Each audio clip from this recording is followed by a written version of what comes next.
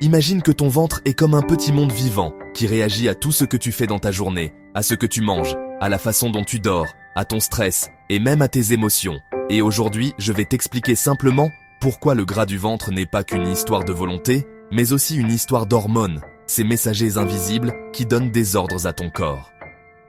D'abord, il faut savoir que le cortisol, qu'on appelle souvent l'hormone du stress, est directement lié au stockage du gras abdominal. Des études scientifiques ont montré que quand le cortisol reste élevé trop longtemps, le corps a tendance à stocker davantage de graisse au niveau du ventre, comme s'il se mettait en mode protection. Ensuite, il y a l'insuline, une hormone essentielle qui aide le sucre à entrer dans les cellules, mais quand on consomme trop de sucre ou d'aliments ultra transformés, l'insuline fonctionne moins bien.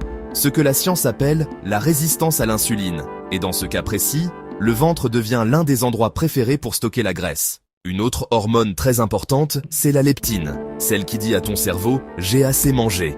Sauf que le manque de sommeil et une alimentation déséquilibrée peuvent perturber son message, ce qui explique pourquoi certaines personnes ont faim même après avoir mangé. Et cela favorise encore une fois le stockage au niveau abdominal. À l'inverse, la gréline, qu'on appelle l'hormone de la faim, augmente quand on dort mal ou quand on saute des repas. Et les études montrent qu'elle pousse souvent à manger plus sucré et plus gras, ce qui joue directement sur le ventre. Chez les femmes, les œstrogènes jouent aussi un rôle clé. Lorsqu'ils sont équilibrés, la graisse est mieux répartie dans le corps. Mais en cas de déséquilibre hormonal, notamment avant les règles ou à la ménopause, le corps a tendance à stocker davantage au niveau du ventre, ce qui est parfaitement documenté scientifiquement. Enfin, il y a la sérotonine, souvent appelée l'hormone du bien-être, qui influence l'humeur mais aussi les envies alimentaires.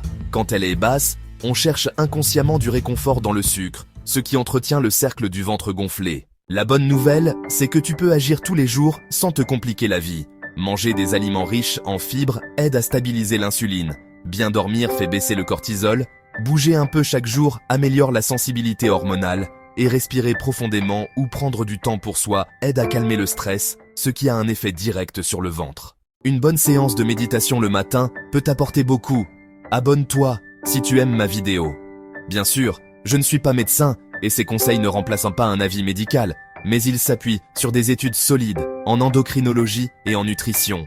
Et comprendre que ton ventre n'est pas ton ennemi, mais un messager de ton équilibre intérieur peut déjà tout changer. Alors, écoute-le avec bienveillance. Avance pas à pas et rappelle-toi que chaque petite habitude compte, même celles qui paraissent insignifiantes au début.